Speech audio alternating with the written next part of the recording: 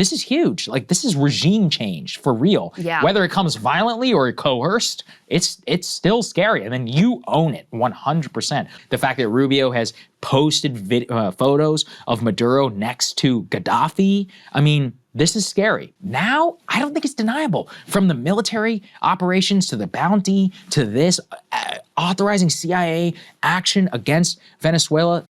Breaking Point's just revealed the truth about CIA regime change efforts in Venezuela as the Trump administration and the State Department openly floats the idea of deposing President Maduro by force in a manner that, let's just say, is indistinguishable from the Bush administration neocons. What does this mean? Will this regime change happen? Let's get a look. Please like the video and subscribe to the channel. All right, shall we get to Venezuela? Yes. Sticking in terms of international affairs, huge news yesterday.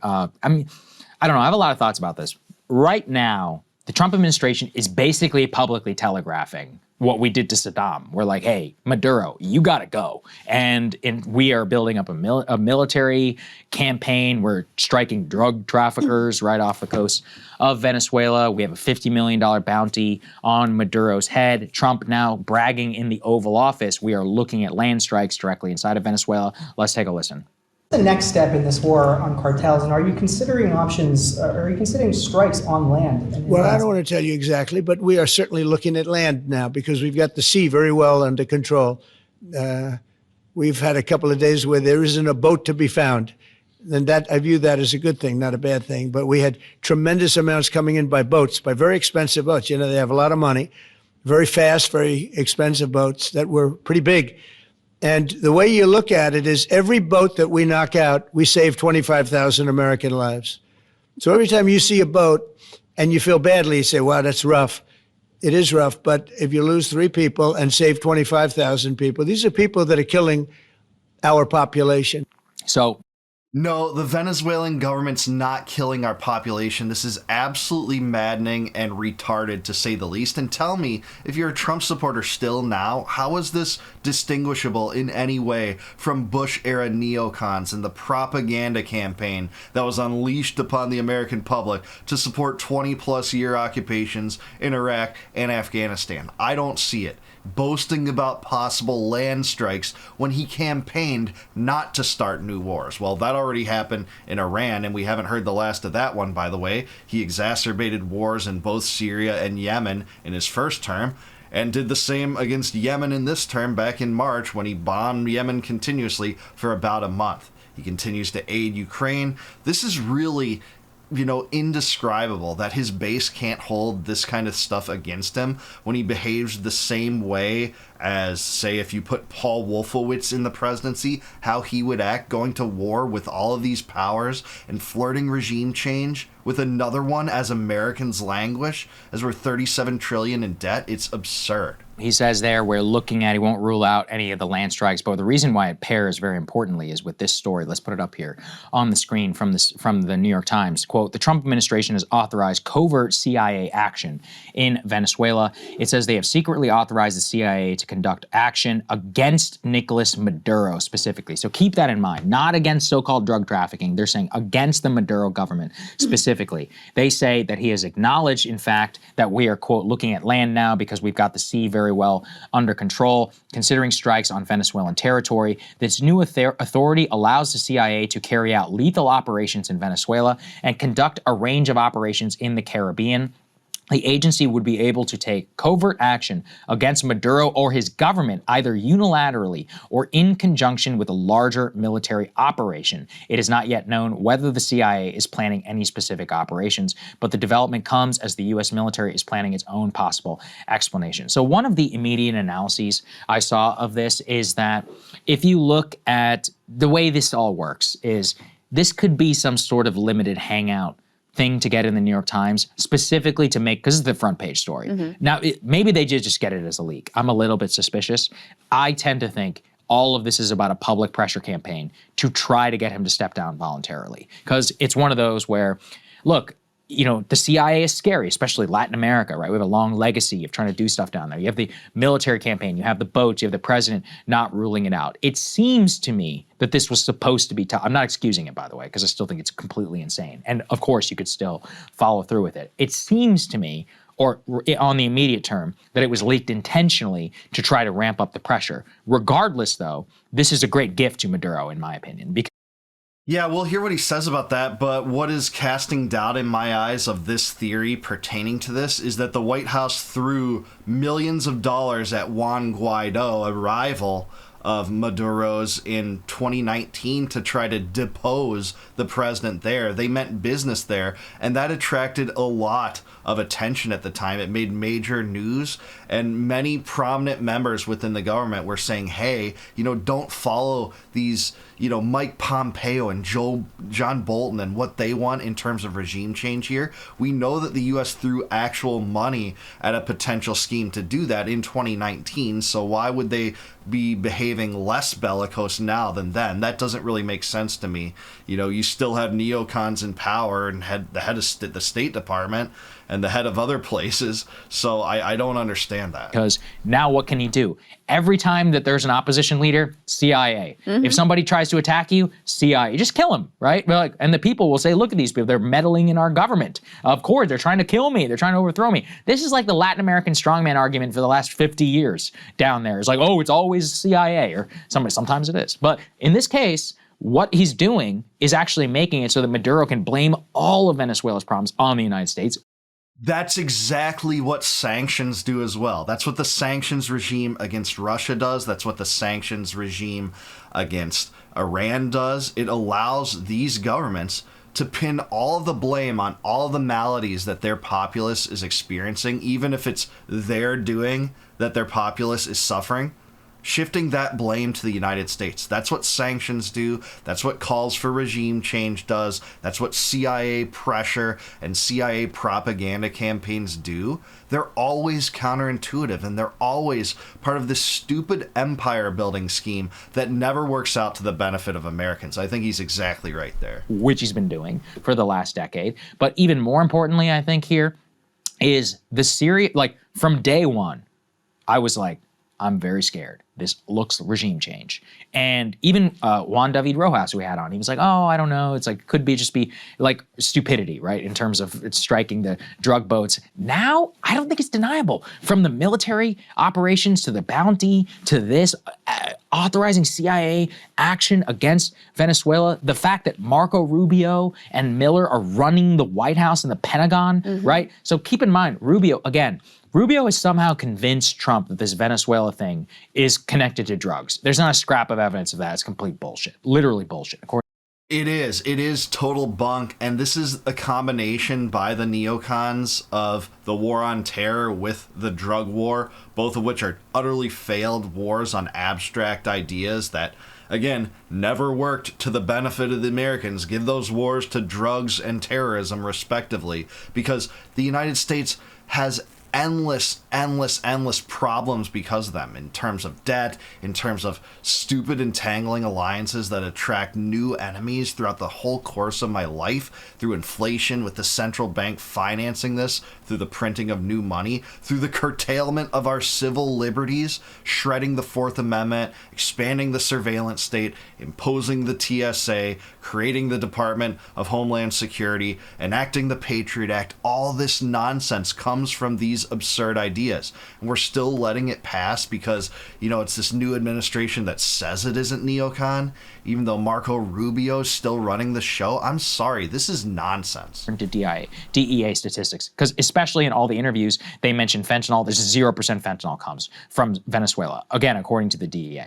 Now, if you look at what's really going on here, it could be about oil, it could be about a particular South Florida constituency, which has backed Rubio his entire life and political career. The fact that Rubio has posted photos of Maduro next to Gaddafi. I mean, this is scary because this could create a chaotic political vacuum. Even if he did step down voluntarily, who the fuck is going to come next, right? What's going to happen then? And then we're going to march down in there and we're going to back some government. Like the Juan Guaido situation was humiliating. It was a disaster. And I don't want to. Yeah, he's pointing to that 2019 attempt for the U.S. to fund regime change in Venezuela there, so let's just let that be a precursor and precedent to pay attention here when you think that, hey, maybe Trump's just applying pressure. I just don't see it. I think that he wants regime change there. Hear jack shit about migration from any fool who is supporting any of this. Like, you know, creating Honestly, a failed state, like going in and creating a failed state. Like, what do you think that is going to happen there? How is that going to work? How did it work out with Syria? You know, how did that go for Europe? How did that go for the Syrian people? So, yeah, I mean, I have been trying to wrap my head, like you, around why. Marco Rubio, that makes sense. I think it's both ideological and it's in his political interest. These are his political backers. He's trying to deliver for them. He has long been in love with the idea of regime change in Venezuela. But for Trump, like, was he really convinced of this bullshit drug trafficking thing? Is it about oil? It's so insane to me. And then the other part that is crazy to me is, like, it doesn't seem like they really feel the need to message this to the American people. Like, I know they talk about fentanyl and they talk about the drugs, but there hasn't been a major propaganda campaign to really get people on board with the idea of some sort of large scale, you know, covert, and they're talking about direct military options. I just don't think they could get away with it. After all the funding to Israel and all the funding to Ukraine, Americans are generally sick of this nonsense. You ask people who support that, they're generally connected to the arms makers. And, you know, the most vile neocons among us, some in the liberal establishment that still believe it's fighting for democracy. What does it say if you're trying to drum up propaganda for a new regime change? But I do agree with these two that it's probably, you know, the impulses and motivations are somewhere in a Venn diagram between, you know, Rubio's backing from anti-communists in Florida and his political rise on the basis of, you know, messaging to that faction, the ability to potentially extract oil, but that's costly as it is. And, you know, that wasn't exactly working out for the American economy when the war in Iraq was done under those reasons, according to many. So I just think this whole thing's disastrous no matter what you say about it. There's no justification for it. Regime change in Venezuela. So the whole thing is wild. And I think it's part of why people have struggled to take it seriously. Like, the media doesn't cover it nearly as much. No, they don't. They really don't. As it should, because it just seems like such an insane, bizarre thing to do. And yet here we continue week by week to track how now they're blowing up these boats. Now they put a bounty on his head. Now they're claiming that he runs this drug trafficking network. Now they're saying that drug traffickers are terrorists and you can just take military action against them willy-nilly. Now here we are greenlighting the CIA. Now here we are developing military options. Now we've massed, they say in the New York Times, they say the scale of the military buildup in the region is substantial. Currently 10,000 troops there, most of them at bases in Puerto Rico, but also contingent of Marines on amphibious assault ships. In all, the Navy has 8 surface warships and a submarine in the Caribbean. So all of the pieces are there, and you have an administration with, you know, characters like Marco Rubio, who's one of the most powerful people in the government at this point, who's been handed all sorts of responsibility, who are dyed-in-the-wool, like neocons, have wanted this regime change forever.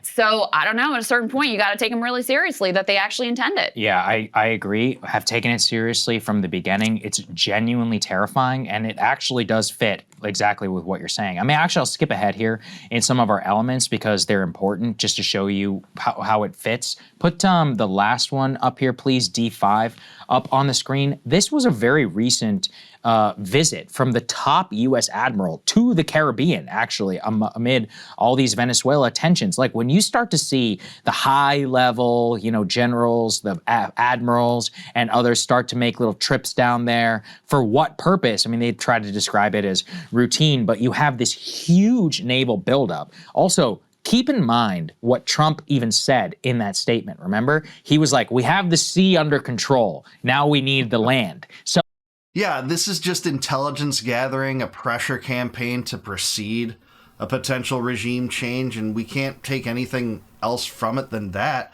Why would you even, you know, back a cause that does that, moves incredible amounts of U.S. naval resources into that region? That alone is costly. We found that out during the Iran war, the 12-day war, as they call it, too. All for nothing. All for throwing away the chance to normalize relations with Iran, you know, forsaking American principles and a real America First attitude for the purpose of Israel. This is doing the same thing, but allocating resources into the Caribbean and paying immense amounts of money when, again, we're on $37 trillion into debt because of these kind of stuff. these kind of things stuff. Oh, he's basically describing it as taking Insane. setting it up for some sort of naval blockade, or nobody really even knows. Like, here we had the Navy Admiral. He met with Antigua, with Barbuda, Grenada, and others at the U.S. Embassy, apparently in Barbados, some of the Caribbean nations, which I'm assuming are near the naval flotilla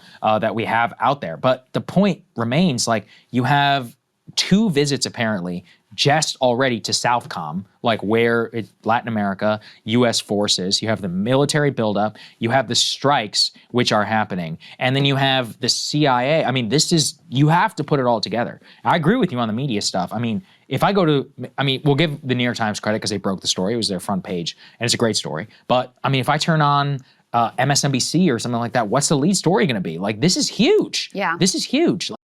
Yeah, they're not talking about this whatsoever. That's easy to see, and that's why, again, another example of why so many Americans have turned against the media. Not that this is the hottest pressing issue for a lot of Americans that care about, say, the economy and inflation and debt and economic struggles. Israel's in the news right now. Ukraine is to some extent. Spending certainly always is. But this is a real issue that, the neocon policy is being resurrected under this Trump administration. That campaign, let's just say, quite to the contrary of that. Remember, Trump actually spent his last week just trying to destroy and wreck Liz Cheney, who was campaigning then with Kamala Harris.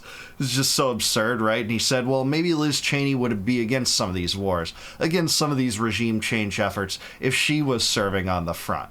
And what does Trump do? He flirts with regime change, in several different places. Even in Iran, he put that on the table in a Truth Social post. And by the way, if Iran didn't respond as it did, I think he would have unfurled a propaganda campaign for U.S. boots on the ground and regime change there. That's what Netanyahu still wants. He's still going to talk about that. But now we're doing it with Venezuela, too. And just take a look at this. This is from 2019, where the U.S. funded Juan Guaido, who was challenging President Maduro at that time, saying that Maduro's 2018 election was illegitimate, and hey, I'm invoking a clause in the Constitution that says that, and he tried to install himself as the real president of Venezuela. This was backed by the United States. So I'm sorry, I don't buy that this is just some empty pressure campaign against Venezuela now. I think they really do want regime change now.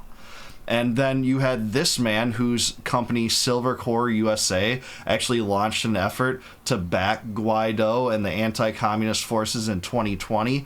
Now, the federal government denies funding his operation in any regard, but Goudreau claimed at one point that the U.S. government did give him funding for this. I haven't followed that to the bottom of the rabbit hole, but that's a conflict too. There's some evidence that the U.S. government wanted to fund his expedition in 2020 there.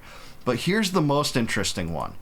One member of the Trump administration was particularly adamant against the idea of Venezuelan regime change in 2019. And she has been conspicuously silent, and you might ask why. Well, let's listen to her back from a video in 2019 and see what her take was on it. What we are hearing is an increased saber-rattling intention saying the United States needs to send in the U.S. military now to wage yet another wasteful, counterproductive regime change war, and once again it's being done under the guise of humanitarianism. If this administration is so concerned about the well-being of the Venezuelan people, as we all are, then they should be using their influence and power to try to bring the different sides together towards some reconciliation. Well, wouldn't they say that that's exactly what they've been trying to do? We heard from Secretary Pompeo and from the president that they are hoping for a peaceful resolution here. But you have Sergei Lavrov, the Russian foreign minister, saying that our interference is a grave violation of international law. So do you agree with him? The problem is that you hear people like John Bolton and Mike Pompeo saying that they're hoping for a diplomatic solution, while at the same time basically using the threat of U.S. military force. That does not set the stage for diplomacy. That simply ratchets up the tensions.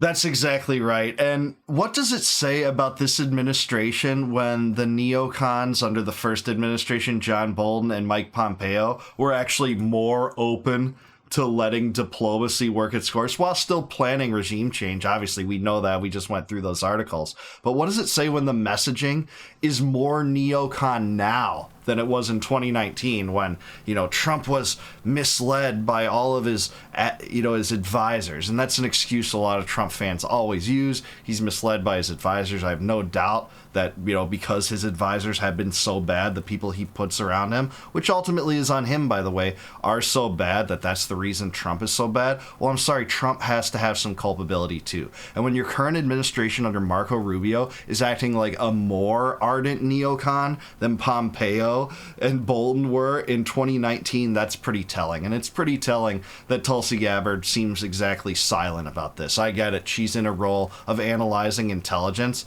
but it sure seems like her influence has been pushed out of this one, that's for sure. But what do you think? Do you guys agree with me? Let me know down below. Is Sagar right? Is this regime change, or is it just a pressure campaign to try to get Maduro to resign? Let me know in the comments down below. Please like the video, subscribe to the channel. Also subscribe to Breaking Points. They have a great show. I appreciate their coverage of this topic. And if you like this video and videos like it, please consider becoming a YouTube member. You can click the join button below and help support the channel. I'll graciously appreciate that if you do that. And in return for your good deed of doing that, I'll give you access to all my videos before they go live to the general public on YouTube. And until I see you guys next time, no more war, no more debt, no more inflation, and no more empire. Peace out, guys. Catch you in the next one.